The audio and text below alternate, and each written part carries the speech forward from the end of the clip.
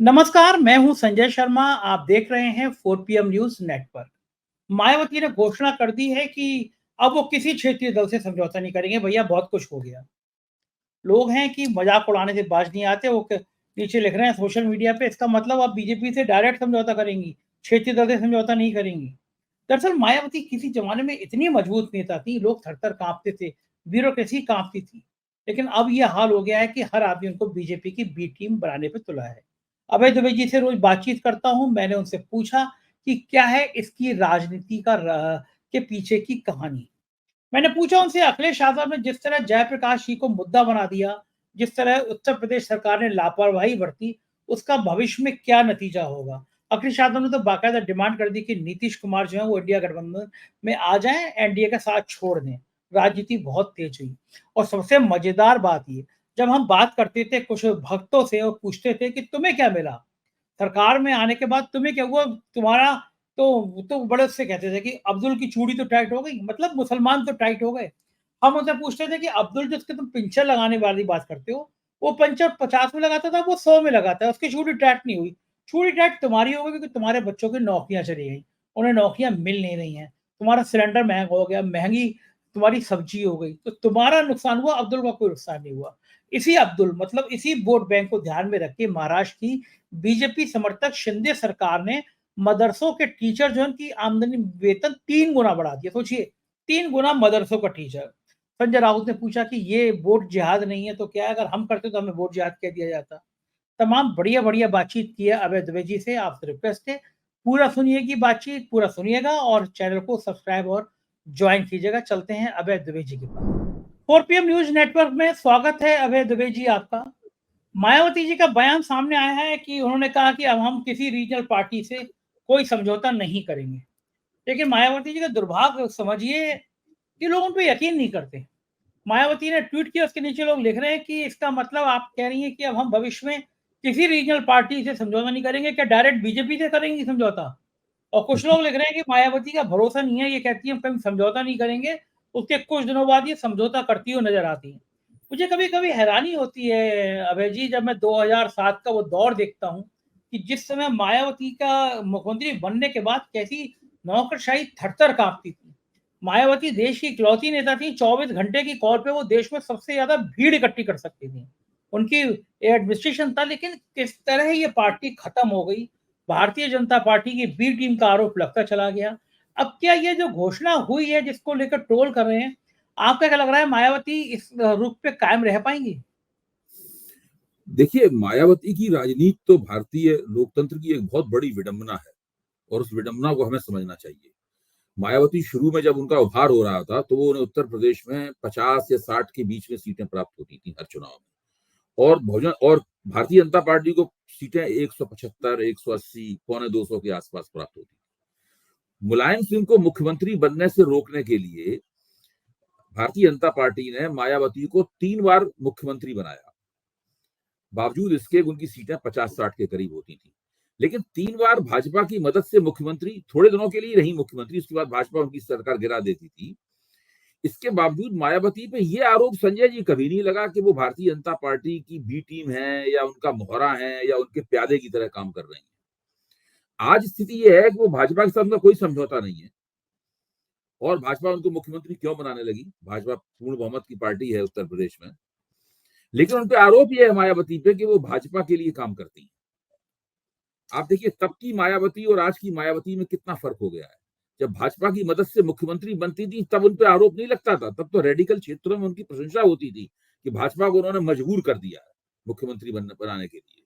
यानी भाजपा एक तरह से मायावती के सामने झुक गई है, ये हालत होती है। आज स्थिति यह है कि मायावती के ऊपर को किसी भी आप राजनीति के साधारण जानकार से पूछ लीजिए, तो हर कोई ये कहेगा कि भाई ये तो मायावती भाजपा के मोहरे की तरह काम कर रही है। देखिए, मायावती किसी रीजनल पार्टी समझौता करें या ना करें, ये सब उनका उनका रणनीतिक मामला है और पार्टियां अपनी रणनीति बदलती रहती हैं। लेकिन सबसे पहले तो मायावती को अपनी छवि की चिंता करनी चाहिए। मायावती की छवि पूरी तरीके से नष्ट हो चुकी है। उनकी ये एक ऐसी छवि नहीं रही कि ये महिला जो किसी जमाने में अपने दम पर इसने उत्तर प्रदेश में 2007 में पूर्ण बहुमत प्राप्त किया था, ये महिला आज इस स्थिति में है कि वो अपने जनाधार को ये विश्वास दिला सके कि वो वास्तव में जो कर रही है वो सच्चे मन से कर रही है। उनकी नेक नीति पे लोगों को संदेह हो गया। देखिए, जिस क्षण किसी पार्टी की और नेता की नेक नीति पे संदेह होता है, वैसे ही लोग वो जो कहता है और कहती है, लोग उस पर विश्वास नहीं करते। भारतीय जनता पार्टी की नेक नीति पर ऐसा ही संदेह तेलंगाना के चुनाव में हुआ था। भाजपा कहती तो ये थी कि वो जमकर चुनाव लड़ रही है, लेकिन सब लोग कहते थे कि इसका चंद्रशेखर राव की जो भारत राष्ट्र समिति है, उसके साथ में मिली भगत है भारतीय जनता पार्टी की। इसी तरीके से आज मायावती की छवि यह है कि उनकी भारतीय जनता पार्टी से मिली भगत है, चाहे वो उत्तर प्रदेश में चुनाव लड़ रही हो या उत्तर प्रदेश के बाहर हरियाणा में चुनाव लड़ रही हो। अभी दिल्ली में चुनाव होगा तो वहां भी वो इसी तरह की कुछ गतिविधि करती हुई नजर आएंगी। वो किसी पार्टी से समझौता करें ना करें, इससे कोई फर्क नहीं पड़ता। जैसे ही वो कहीं अपने उम्मीदवार खड़ा करेंगी, मान लो बिना समझौता किए खड़ा करती हैं, वैसे ही लोग ये अंदाज लगाएंगे कि इनके खड़े होने से भारतीय जनता पार्टी को क्या फायदा होने वाला है। तो वो भारतीय जनता पार्टी की बी टीम के तौर पर उनकी शिनाख्त हो चुकी है। अब वो एक स्वतंत्र उभरती हुई रेडिकल दलित नेता नहीं रह गई है और उनके अपने जनाधार को ही उनके ऊपर संदेह है। उत्तर प्रदेश में पिछले लोकसभा चुनाव ने मायावती को वोट, लोकसभा चुनाव में उनके अपने जनाधार ने मायावती को वोट देने की बजाय कांग्रेस को वोट दिया और कांग्रेस के जरिए समाजवादी पार्टी को वोट दिया। ये स्थिति है। तो मायावती एक ऐसी दलित नेता है जिनका ग्राफ किसी जमाने में बहुत ऊपर चढ़ा था, जैसा कि आपने बताया कि 2007 में ब्यूरोक्रेसी थर-थर कांपती थी, उनको श्रेय दिया जाता था। तो उन्होंने उत्तर प्रदेश में कानून व्यवस्था की स्थिति को अच्छी तरह उन्होंने संभाला। लेकिन आप देखिए उनकी राजनीति जो है उसने उन्हें कहां से कहां पहुंचा दिया। ये अर्श से फर्श तक की कहानी है, ये आसमान से जमीन पर आने की कहानी है। बहुत बड़ी विडंबना है भारतीय राजनीति की। मैं भी ये सोचता हूँ तो मुझे इसका बहुत दुख होता है। कोई मुझे तो अभी तक याद है, जनसत्ता में पहले पेज पे खबर छपी थी, शायद हेमंत शर्मा ने लिखी थी या किसी और लिखी थी। उसमें लिखा था कि वो काशीराम जिनके मारे अटल बिहारी वाजपेयी और नरसिंह राव जैसे नेता थर-थर काँपते हैं, वो पता नहीं क्यों एक महिला के इतने आगे नतमस्तक हो गए कि पार्टी बर्बाद हो रही है, लोग छोड़-छोड़ के जा रहे हैं। मतलब मायावती का ये रुतबा था, मायावती का ये तहलका था कि दलित समुदाय बड़ा विश्वास करता था। और लेकिन जो अभय जी, जो दलित समुदाय में शून्यता आई है मायावती के इस तरह बीजेपी की बी टीम हो या ना हो, लेकिन सामान्य लोगों में चर्चा हुई है कि वो बीजेपी की बी टीम है, वो जो बीजेपी चाहेगी वो उनसे करा लेगी, ये सामान्य छवि चर्चा खराब हो हुई रही है। है। छवि खराब। तो अब ये जो दलित समुदाय है, ये किधर जाते हुए दिखाई देगा फिर, इसका ये देखिए, किस राजनीति में कोई शून्य रहता नहीं है संजय जी। राजनीति में शून्य सबसे ज्यादा तेजी के साथ भरता है, कोई हुँ, गैप नहीं रहता है राजनीति में। मुझे तो लगता है कि दलित समुदाय ने पहले से ही आ, कांग्रेस की तरफ शिफ्ट होना शुरू कर दिया। हुँ, कम से कम लोकसभा चुनाव के संदर्भ में तो मैं साफ तौर पर कह सकता हूँ, लोकसभा चुनाव जब भी होगा, विधानसभा चुनाव में दलित समुदाय स्थानीय परिस्थितियों को ध्यान में रखकर वोट देता है, लेकिन लोकसभा चुनाव जब भी होगा, दलित समुदाय कांग्रेस की तरफ जाएगा, न केवल उत्तर प्रदेश में, बिहार में और दूसरी तमाम जगहों पर। और दक्षिण भारत में पहले से ही कांग्रेस की तरफ था। तो मुझे लगता है कि कांग्रेस की तरफ दलित समाज का रुझान है और मायावती इस रुझान को वापस तभी प्राप्त कर सकती हैं अपने पक्ष में, जबकि वो जो कर रही हैं उसको बाकायदा ईमानदारी से करती हुई दिखाई भी दें। मतलब ये नहीं हो सकता है कि उन्होंने उत्तर प्रदेश में लोकसभा चुनाव में अपने भतीजे आकाश आनंद को अपना उत्तराधिकारी नियुक्त किया। आकाश आनंद ने भारतीय जनता पार्टी के खिलाफ 2-3 भाषण दे दिए तो उन्होंने आकाश आनंद को अपरिपक्व कह के उस पद से ही हटा दिया। और उसके जैसे ही उन्होंने ये काम किया, वैसे ही एकदम फिर से तय हो गया कि ये तो अमित शाह के इशारे पे चल रहे हैं। पत्रकार लोग आपस में चर्चा करते थे, भारतीय जनता पार्टी के समर्थक पत्रकार आपस में चर्चा करते थे कि अमित शाह के इशारे पे चल रही है। 2022 के विधानसभा चुनाव में भाजपा के न जाने कितने पत्रकारों ने मुझसे कहा कि आप बहन जी जो कर रही हैं उसका भी फायदा हमें ही होगा। देखिए, जब आपके बारे में इस तरह की चर्चा होने लगे, उसके बाद में कुछ ज्यादा रह नहीं जाता है। फिर वो चर्चा धीरे धीरे आपके कार्यकर्ताओं में पहुंचती है, आपके जनाधार में पहुंचती है। फिर आपके कार्यकर्ता, आपके जनाधार वाले जो एक जमाने में आपको भक्तिभाव से देखते थे, वो आपके ऊपर विश्वास करना से इनकार कर देते हैं। अच्छा, ये जो दलित वोट जो कांग्रेस को नहीं जाएगा, मान लीजिए मायावती ने छिटका जो दलित वोट कांग्रेस को नहीं गया, वो ज़्यादा संभावना क्या है, भाजपा को जाएगा या सपा को जाएगा? देखिए, ये सब कुछ इस बात पर निर्भर करता है कि चुनाव में रणनीति क्या बनती है, किस तरीके से बनती है रणनीति, सब कुछ इस बात पर निर्भर करता है। अब अगर उत्तर प्रदेश में समाजवादी पार्टी और कांग्रेस के बीच में गठजोड़ रहेगा विधानसभा चुनाव की बात कर रहा हूं मैं, आगे विधानसभा चुनाव होगा तब 2027 में, तो समाजवादी पार्टी और कांग्रेस के कांग्रेस बीच में गठजोड़ रहता है, तो ज्यादा संभावना यह है कि मायावती को कुछ दलित वोट मिलेगा और उसके बाद अगर किसी को दलित वोट मिलेगा तो वो कांग्रेस की गठजोड़ वाली पार्टी को दलित वोट प्राप्त होगा। इसमें यह भी करना पड़ेगा कि आप किस तरह टिकट देते हैं, किस तरह के लोगों को आप टिकट देते हैं, वो बहुत सी बातें हैं इसके अंदर काम करती हैं इसके अंदर। तो उस वक्त क्या परिस्थिति होगी उसका हम लोगों को उस पर नजदीकी निगाह रखनी होगी, उसका आकलन करना होगा, तब बात समझ में आएगी कि मामला किधर जा रहा है।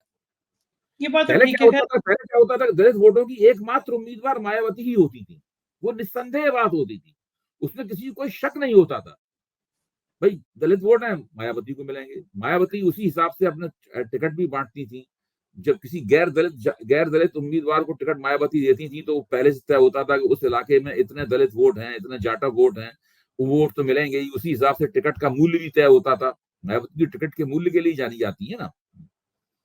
तो ये सब बातें जो होती थी, अब वो सब बातें अब नहीं रह गई, पुराना रुतबा खत्म हो गया है। मायावती ने धीरे धीरे करके अपनी राजनीति का बहुत नुकसान किया है। बिल्कुल ठीक बात कह रहे हैं। उत्तर प्रदेश की राजनीति में पिछले 24-48 घंटे से अखिलेश यादव छाए हुए हैं। एक बहुत बड़ा सेंटर बनाया था उन्होंने, जयप्रकाश नारायण सेंटर। 800,000 करोड़ की बिल्डिंग थी और जब सरकार बदली तो जांच के आदेश हो गए। बिल्डिंग बनाने वाली शालीमार के जो मालिक थे संजय सेठ, एक बदनाम बिल्डर रहे हैं वो उत्तर प्रदेश में।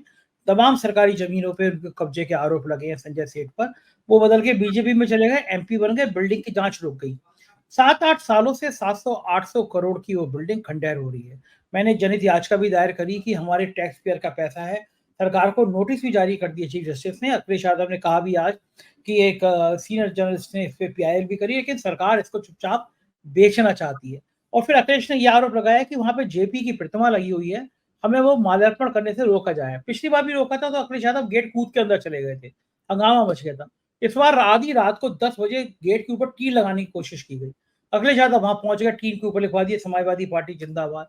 और वो नीतीश कुमार से कह रहे हैं कि अब आपको जेपी पे इतना अपमान कर रहे हैं लोग, जेपी की प्रतिमा ऐसे जानवरों के बीच में छोड़ दी गई है, तो आपको समर्थन वापस ले लेना चाहिए भाजपा से। तो ये सरकार इतनी बड़ी गलती क्यों कर गई? जाते माल्यार्पण करते, छोटी सी खबर चलती, गोदी मीडिया वैसे भी ना दिखाता अखिलेश यादव की खबर को, लेकिन रोक कर इतना बड़ा तूल दे दिया उन्होंने। सरकार ऐसी गलतियां करती क्यों है? और जेपी वाली लड़ाई ये कहां तक जाएगी? आपने तो जयप्रकाश को बहुत पढ़ा है, जेपी मूवमेंट के तमाम नेताओं को आप जानते हैं और जेपी से जुड़े रहे हैं। अब ऐसी चीजें जब बढ़ेंगे विवाद की, बीजेपी जेपी की प्रतिमा तक पे माल्यार्पण नहीं करने दे रही है, तो उसका मतलब क्या निकलेगा? देखिए अखिलेश यादव इसकी राजनीति जो है वो तो साफ समझ में आती है। आजकल सरकारों में उदारता बिल्कुल समाप्त हो गई है और इसकी वजह से वो इस तरह की गलतियां कर देती हैं जिससे उन्हें दूरगामी दृष्टि से नहीं, अल्पकालिक दृष्टि से भी नुकसान होता है। अब इसी प्रकरण को आप लीजिए, अगर वो अखिलेश को वहां पर माल्यार्पण करने देती, जेपी को वहां श्रद्धांजलि करने देती, तो वास्तव में बहुत छोटी मोटी खबर बनती। आज स्थिति ये है कि आप टीवी खोलिए तो अखिलेश उसमें जेपी की मूर्ति पे माल्यार्पण करते हुए नजर आते हैं, जो मूर्ति उन्होंने स्थापित की है अपनी कार के ऊपर, और फिर पूरा विवाद जो है ना वो सामने आता है। वैसे मैं जानता ही नहीं था कि इस प्रकार का कोई जयप्रकाश नारायण का कोई सेंटर बना था। मेरे दिमाग में ये बात ताजी नहीं थी, खबर ताजा नहीं थी मेरे दिमाग में, लेकिन अब ये सब बातें सब लोगों को पता चल रही हैं। तो मुझे लगता है कि योगी आदित्यनाथ सरकार ने ये गलती कर दी है और इस बहाने अखिलेश ने जो निशाना साधा है, आप देखिए कितना दिलचस्प और कितना मानीखेज निशाना है, उसका निशाने को देखिए। वो कह रहे हैं नीतीश कुमार से कि आप आ जाइए वापस इंडिया गठबंधन में, और इंडिया गठबंधन के नेतृत्व से भी एक तरह से कह रहे हैं कि आप इनको नीतीश कुमार को लीजिए। तो ये एक मैं समझता हूँ जो जिस तरह से अखिलेश जी में लगातार एक राजनीतिक परिपक्वता आई है और वो सही जगह पर निशाना लगाने लगे हैं। उनकी जब मैं आपके कार्यक्रम में गया था और मैंने उनको बोलते हुए सुना था, तो मुझे लगा था कि इनके पास एक खास तरह की भाषा शैली भी विकसित हो गई है, जिनको वो बड़ी सावधानी के साथ में और बड़े इत्मीनान के साथ में बिना उत्तेजित हुए मुस्कुराते हुए अपनी बात कहते रहते हैं, और बात पते की होती है और तीर निशाने पर लगता है। ये अखिलेश जी की एक विशेषता मैंने उस कार्यक्रम में देखी थी। फिर बाद में मैंने इस दृष्टि से उनके और बयानों पर भी ध्यान दिया, तो वो मुझे बार बार इस प्रकार की भाषा शैली का इस्तेमाल कुशलता पूर्वक करते हुए नजर आए। मुझे लगता ये है कि भारतीय जनता पार्टी को मेरे ख्याल से अभी तक अफसोस होना शुरू हो गया होगा कि उसने इस घटना को इतने खराब तरीके से क्यों डील किया और अखिलेश को पूरी खबर जो है ले उड़ने की इजाजत क्यों दी। बिहार में भी इसका इम्पैक्ट होगा क्योंकि जेपी का बड़ा नाम जुड़ा रहा है बिहार से, और जिस तरह का अरे ये भाई, विवाद। खुद खुद भारतीय जनता पार्टी जयप्रकाश नारायण के नेतृत्व में उसके सब नेता काम कर चुके हैं। जब अटल बिहारी वाजपेयी ने भारतीय जनता पार्टी 80 के दशक की बिल्कुल शुरुआत में बनाई थी, उन्होंने और अडवाणी ने मिलकर, तो उस वक्त उसके घोषणा पत्र में जयप्रकाश नारायण की विचारधारा का जिक्र था, गांधीवादी समाजवादी का गांधीवादी समाजवाद का जिक्र था, लोकनायक जयप्रकाश नारायण का जिक्र था। ये तो खबर कहीं आई नहीं कि भारतीय जनता पार्टी ने जेपी को श्रद्धांजलि दी हो। ये खबर जरूर आई कि भारतीय जनता पार्टी ने अखिलेश को जेपी को श्रद्धांजलि देने से रोका, और अखिलेश ने इस तरीके से प्रतिरोध स्वरूप एक प्रतिरोध करते हुए अपनी श्रद्धांजलि दी। एक तरह से भारतीय जनता पार्टी ये मौका चूक गई। ये अब मौका तो चूक ही है, तो आपको लगता है ये सेंटर बनवा देगी या अभी अभी और विवाद बढ़ने देगी इसको, सेंटर को? मुझे नहीं लगता कि उत्तर प्रदेश की सरकार किसी भी समस्या को हल करने की स्थिति में है। सेंटर बनवाना तो एक तो वो तो बहुत बड़ी घटना होगी ये, और इसमें बहुत समय भी उनको लगेगा। ये विवाद तो चलेगा। बिल्कुल ठीक बात है, और एक गजब की बात ये है कि जेपी के नाम पे और कोई बड़ा बड़ा पार्क वार्क भी नहीं है उत्तर प्रदेश में। एक बिल्डिंग है, उसको लेकर डर ये है कि अगर बीजेपी को डर ये अगर ये बन गया बड़ा सा, तो लोग ये कहेंगे कि अखिलेश यादव ने बनवाया इतना सुंदर बिल्डिंग। लोग अभी भी कहते हैं डीजीपी ऑफिस, स्टेडियम, ये सब अखिलेश यादव ने बनवाया, तो एक नई बिल्डिंग बन जाएगी जेपी के नाम पे। तो विवादों का समस्या ये है अभय जी, नाम बदल नहीं सकते। अब वो नहीं जेपी के नाम बदल के दीनदयाल उपाध्याय है तो पार्क रख नहीं सकते, बिल्डिंग रख नहीं नहीं सकते, नहीं नहीं। क्योंकि जेपी का नाम ऐसा है, इसमें सब जुड़े हैं, विपक्षी जुड़े हैं। क्या लगता है कि बाकी जो इंडिया गठबंधन के साथी हैं या फिर जो एनडीए के साथी हैं, उनको ये जेपी के नाम वाली बात कहीं चुभेगी, थोड़ा सा दर्द होगा कि यार जेपी के नाम पे तो होना चाहिए था? बिल्कुल चुभनी चाहिए। जयप्रकाश नारायण तो एक जमाने में जब कांग्रेस के विरोध में ही राजनीति होती थी, मैं 70 के दशक की बात कर रहा हूँ। 74 में जयप्रकाश नारायण आंदोलन शुरू हुआ, 75 में इंदिरा गांधी ने इमरजेंसी लगा दी, 77 में इमरजेंसी खत्म हुई, फिर जनता पार्टी बनी। तो सारा कुछ जयप्रकाश नारायण के नेतृत्व में, उन्हीं के प्रति आशा और विश्वास रखते हुए, वही उसके घोषित अघोषित सब तरह के नेता वही थे। जो संपूर्ण क्रांति का पूरा आंदोलन था, उसके भी नेता वही थे। जयप्रकाश नारायण बहुत गांधी और लोहिया के देहावसान के बाद में जो भी गांधीवादी समाजवाद की संरचनाएं बची हुई थी, जयप्रकाश नारायण उसके सबसे बड़े प्रतीक थे। और विपक्ष का हर नेता उनके प्रति श्रद्धांजलि व्यक्त करता था। उसमें भाजपा के नेता तो बढ़ चढ़ के उनके प्रति श्रद्धांजलि व्यक्त करते थे। अब कई लोग जो जयप्रकाश नारायण के आसपास रहते थे, भाजपा के मंत्रिमंडल में रह चुके हैं। तो ये जो पूरी स्थिति है, पता नहीं भारतीय जनता पार्टी ऐसा क्यों कर रही है। उसे नहीं करना चाहिए था ऐसा। उसे इस प्रकार की परिस्थिति बनानी चाहिए थी कि वो अखिलेश के साथ बातचीत करती और कहती कि भाई वहां पर मान लीजिए काम हो रहा है, वहां मत जाइए, चलिए किसी और जगह जयप्रकाश नारायण के ऊपर एक कार्यक्रम कर लेते हैं, और हमारे साथ चलिए चलिए कार्यक्रम, हम भी श्रद्धांजलि देते हैं उनको, वो हमारे भी नेता थे, आप भी श्रद्धांजलि दीजिए। ये सब करना चाहिए था, लेकिन ऐसा न करके उन्होंने अपना ही नुकसान किया। बिल्कुल ठीक बात है, और एक दूसरे विषय पे चलते हैं। जब बात चलती थी चुनाव की, तो हम लोग पूछते थे कुछ लोगों से, खासतौर से कट्टर लोगों से, कि भैया तुम्हें क्या मिला? महँगाई बढ़ गई, बेरोज़गारी नहीं हो रही, तो तुम्हें तुम्हें क्या हासिल हुआ? तो कहते थे कि अब्दुल की चूड़ी तो टाइट हो गई। मतलब अब्दुल का मतलब वो एक चिन्ह बताते थे कि मतलब मुसलमानों की तो चूड़ी टाइट हो गई। हम कहते थे कि वो बेचारा पिंचर, तब तुम मज़ाक उड़ा रहे हो पिंचर की, वो तो पिंचर जोड़ने के तो 50 के साथ ₹100 ले रहा है। चूड़ी तुम्हारी टाइट है, सिलेंडर का रेट तुम्हारा बढ़ा, सब्जी का रेट तुम्हारा बढ़ा। लेकिन महाराष्ट्र के चुनाव से पहले वो अब्दुल बड़ा प्यारा लगने लगा है। मतलब वो मुसलमान वोट बड़े प्यारे लग रहे हैं। शिंदे सरकार ने मदरसा टीचरों का वेतन 3 गुना बढ़ा दिया। मैं सभी दर्शकों से कहूँगा जो खासतौर से भक्त हैं वो सुने इस खबर को मेरी। शिंदे सरकार ने, बीजेपी समर्थित सरकार ने मदरसों के टीचर का वेतन 3 गुना कर दिया। संजय राउत ने पूछा, कहा है कि अगर हम ये करते, तो कहते हैं वोट जिहाद कर रहे हैं, और ये आप करें, मतलब वही वाली बात है कि आप करें तो रासलीला और हम करें तो कलेक्टर ढीला। तो शिंदे सरकार ने ये कर दिया। ये मदरसे और टीचर का 3 गुना वेतन जब 4 दिन बाद चुनाव डिक्लेयर हो जाएँगे, करने से क्या मुसलमान वोट दे देंगे? इनको ये समझ में मुसलमानों को वोट फिर भी नहीं मिलेंगे।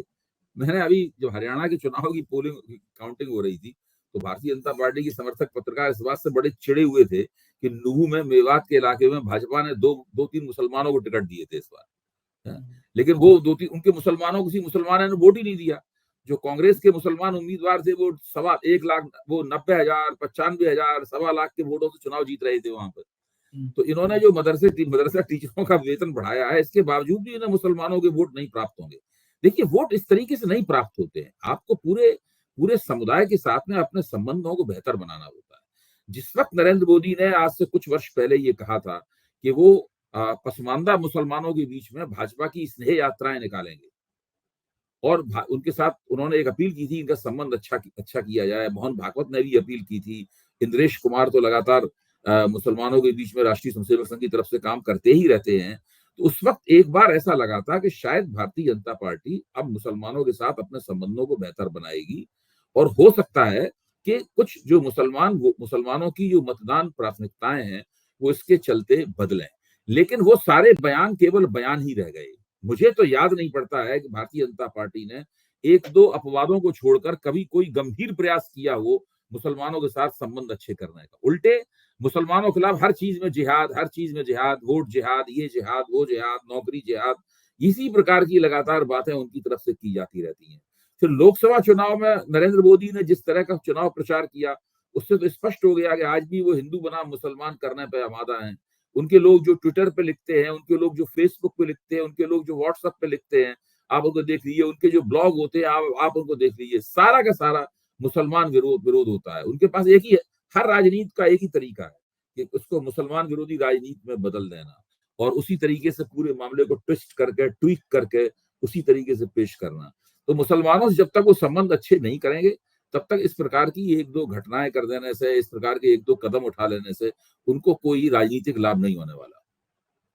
अच्छा, ये बात क्यों नहीं समझ में आती कि चुनाव से 4 दिन पहले करोगे तो कोई फ़ायदा होने वाला नहीं है, वोट मिलने वाला नहीं है। प्रधानमंत्री ने तो क्या-क्या नहीं कह दिया, मुसलमान, मुजरा और सब कुछ कह दिया, तब भी लोकसभा चुनाव में वोट नहीं मिले। तो क्या ये कोई स्ट्रैटेजी है कि मुसलमान वोटों के, महाराष्ट्र में मुसलमान वोटों में बिखराव हो जाए, एक जगह ना जाए, रणनीति क्या होगी?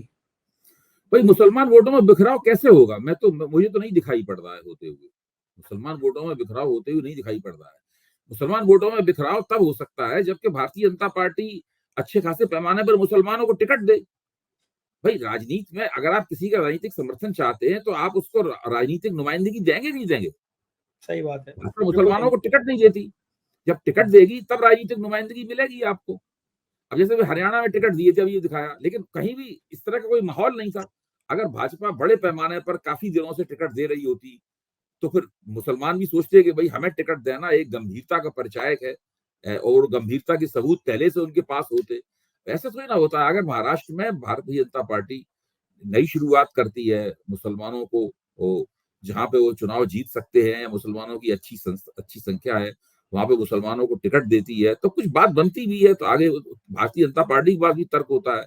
देखिए, राजनीति का मतलब ये है कि आप राजनीति में हिस्सेदारी दे रहे हैं कि नहीं दे रहे। राजनीति में हिस्सेदारी तब मिलती है जब आप उनको नुमाइंदगी देते हैं। वो तो कुछ होता नहीं है उनकी तरफ से, तो मुसलमान क्यों उन्हें वोट देने लगे? इस बीच में ये क्यों सब चल भ्रमित ही रहा होंगे? है, वो भ्रमित लेकिन नहीं होंगे। सही बात है, ये सब भी चल रहा है। चंद्रबाबू नायडू ने फिर तापमान बढ़ा दिया, जाति जनगणना कह रहे हैं कि बात तो सही है, जाति जनगणना होनी चाहिए। ये बेचारे मोदी जी को चैन नहीं आता, मतलब हरियाणा जीत का जश्न अभी मना नहीं पाए होंगे, बढ़िया-सा दाल-रोटी खा नहीं पाए होंगे, मोर को दाना खिला नहीं पाए होंगे, तब तक ये बयान आ गया कि साहब जाति जनगणना वाली बात तो ठीक है। कि नीतीश आपको कुमार उनका और, मोर जरूर याद आता है।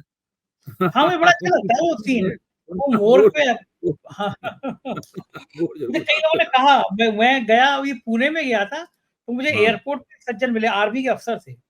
रिटायर्ड थे वो, आए, उन्होंने कहा कि आप और अभय जी जो बगले का मोर का दाने का ज़िक्र कर रहे थे, तो मुझे बड़ा अच्छा लगा। तो मुझे बड़ी हँसी आई कि मोर, मोदी जी का मोर एक फ़ेमस हो गया है। तो ये जो है, तब तक ये मोर को दाना खिला के चैन नहीं ले पाता, तो नायडू या नीतीश में से एक जना जिन्न छोड़ देता है। क्या लग रहा है आपको, ये जाति जनगणना का ये बार-बार जिन्न निकल के आता है, ये मोदी जी को या बीजेपी को अभी कितने दिन और परेशान करेगा? देखिए, अब तो इन्हें जाति जनगणना कर जाति आधारित जनगणना करानी ही पड़ेगी। अब इन्होंने 2024 में फिर से टाल दिया उसको, 2025 में ले गए जनगणना। वही जनगणना 2021 में हो जानी चाहिए थी। आप सोचिए, अगर कोविड की वजह से नहीं कर पाए तो 2022 में करा लेते, 2022 में नहीं करा पाते 2023 में करा लेते। बिना जनगणना कराए हुए, बिना ताजे तथ्य देश की आबादी के, आमदनी के, खर्चे के, कौन क्या किसके घर में क्या है, ये सब प्राप्त किए हुए आप नीतियां बनाए जा रहे हैं। इसका मतलब ये है कि आपकी नीतियां जो हैं वो सही और ताजे तथ्यों पर आधारित नहीं है। जातिगत जनगणना तो इन्हें अब करानी ही पड़ेगी। कुछ भारतीय जनता पार्टी के अंदर भी इसकी डिमांड है। भाजपा के जो घटक दल हैं, नीतीश कुमार जातिगत जनगणना के पक्ष में, हम सब लोग जानते हैं। अब उनका दूसरा सबसे बड़ा सहयोगी चंद्रबाबू नायडू, वो भी खुलकर आ गए, वो भी जातिगत जनगणना के पक्ष में है। अब भाजपा कैसे बचेगी? भाजपा को जातिगत जनगणना करानी ही पड़ेगी, वो उससे नहीं बच सकते। और अब सबसे अच्छी बात यह है कि भाजपा खुल के उसकी घोषणा कर दे। तो हाँ, एक तरह से मजबूत। भाजपा के कंधे पे जो बंदर लदा हुआ है, लगातार उनको उसके कान में खोंखियाता रहता है बंदर जातिगत जनगणना का, वो उतर जाएगा। सही बात भाजपा है, ये घोषणा बात कर दे कि अगली जनगणना जाति आधारित होगी, जो कि 2025 में हम उसकी शुरुआत करेंगे और जल्दी से जल्दी अच्छी तरीके से उसको अंजाम देने की योजना है हमारे पास, उसका प्रयास किया जाएगा। जैसे ही भाजपा ये ऐलान करती है, वैसे ही इसका जो ये राजनीतिक मांग जो है ना, ये राजनीतिक मांग खत्म हो जाएगी। फिर जनगणना होगी और जनगणना के आंकड़े धीरे धीरे करके, जैसे हमेशा प्रकाश में लाए जाते हैं, उस तरीके से प्रकाश में लाए जाएंगे। फिर उन आंकड़ों के ऊपर चर्चा होगी। बिल्कुल ठीक बात लेकिन है। अभय जी, भाजपा चूंकि उस ऐलान को करती नहीं है इस तरीके से, स्पष्ट रूप से आपको मौका आधिकारिक मिलता घोषणा नहीं करती है, इसलिए उस पर राजनीति होती रहती है। ठीक बात। एक आखिरी सवाल अभय जी, अशोक गहलोत ने कहा है कि माना है कि हरियाणा में पार्टी की गुटबाजी ज़्यादा हो गई, और लेकिन उन्होंने महत्वपूर्ण बात ये की है उन्होंने, कि अगर आम आदमी पार्टी से गठबंधन होता तो ज़्यादा बेहतर रहता। इस लाइन का क्या अर्थ निकल सकता है? देखिए, आम आदमी पार्टी के गठबंधन का कांग्रेस की हरियाणा की हार से कोई संबंध नहीं, और मैं इसको 4 PM के मंच पर प्रमाणित भी कर चुका हूँ। मेरा मानना यह है कि जिन 3-4 सीटों के बारे में कहा जाता है कि वहां आम आदमी पार्टी के वोट अगर कांग्रेस को मिल जाते तो कांग्रेस शायद 339 वोटों से या 600 वोटों से, 1,500 वोटों से वो सीटें नहीं हारती। उन्हीं सीटों पे आप देखिए जो कांग्रेस के बागी हैं, उनको हजारों हजार, 10-10 हजार, 12,000, 15,000, 20,000, 29,000 वोट प्राप्त हो रहे हैं। मैंने 18 सीटें गिन के सुनाई थी आपके मंच पे। उन 18 सीटों में से कांग्रेस ने अगर 9 सीटों पर भी बागियों को नियंत्रित कर लिया होता तो इस वक्त कांग्रेस के पास बहुमत होता, भाजपा के पास बहुमत नहीं होता। लेकिन कांग्रेस समझ ही नहीं पाई कि चुनाव के वोट पड़ने के कुछ दिन पहले, 4-5 दिन पहले, क्या चुनाव ने करवट ली। उस चुनाव करवट लेने के पीछे भाजपा की योजना भी थी और कांग्रेस की गलतियां भी थी। तो वो करवट लेना नहीं समझ पाए। कांग्रेस से बहुत बड़ी भूल हो गई है और उसकी वजह से भारतीय जनता पार्टी को एक तरह से ऑक्सीजन प्राप्त हो गई। ये ऑक्सीजन ठीक उसी तरह की है जैसी 2015 में बिहार और दिल्ली में बुरी तरह पराजित होने के बाद में भारतीय जनता पार्टी को जरूरत थी, और वो ऑक्सीजन उसे 2017 में उत्तर प्रदेश का चुनाव जीतकर प्राप्त हुई थी। उस वक्त उत्तर प्रदेश का चुनाव भाजपा ने जीता। वो अपने आप में बहुत स्वाभाविक नहीं लग रहा था, क्योंकि अखिलेश यादव की सरकार थी, उस सरकार के खिलाफ एंटी इनकम्बेंसी थी, भाजपा को उसका लाभ प्राप्त हुआ। यहाँ तो भाजपा के खिलाफ एंटी इनकम्बेंसी थी, ठीक बात यहाँ है। कांग्रेस ने उसको जीतना क्यों दिया भाई? हाँ, ये सवाल तो कांग्रेस को अपने आप से पूछना चाहिए, कांग्रेस ने बिल्कुल। जीतने क्यों दिया उसको? ये एक बहुत बड़ा सवाल है। और इसको जानने के लिए कि कांग्रेस क्यों चुनाव हारी है, अब कोई इसमें रहस्य नहीं रह गया है। ये बिल्कुल स्पष्ट कहने के लिए, ठीक है, चुनाव आयोग निष्पक्ष आचरण नहीं करता है, चुनाव आयोग ने ऐसे बहुत से काम किए जिससे साफ लगता है कि ये इलेक्शन फ्री एंड फेयर नहीं था। उस लिहाज से मैं ईवीएम की हैकिंग की बात नहीं कर रहा हूँ, उनकी बैटरी ओवरचार्ज मिली उसकी बात नहीं कर रहा हूं। मैं तो कह रहा हूँ चुनाव आयोग की बहुत सारी अन्य कार्रवाइयों से भी इस बात को कहा जा सकता है चुनाव स्वतंत्र और निष्पक्ष नहीं था। लेकिन कांग्रेस एक जीता जाता चुनाव हारी है और इसका कांग्रेस को नुकसान हुआ है और भारतीय जनता पार्टी को एक अनपेक्षित फायदा हुआ है। इसको भाजपा को उम्मीद नहीं थी कि फायदा हुआ, वो फायदा ठीक बात। कांग्रेस ने भाजपा की झोली में डाल दिया। बिल्कुल ठीक बात है। बहुत-बहुत शुक्रिया अभय जी, आपने समय दिया, हमसे बातचीत की। आभार। तो ये थे अभय जी, आपने पूरी बातचीत सुनी। मुझको यकीन है बातचीत आपको पसंद आई होगी। चैनल को साथ दीजिएगा, प्यार दीजिएगा। शुक्रिया, थैंक यू।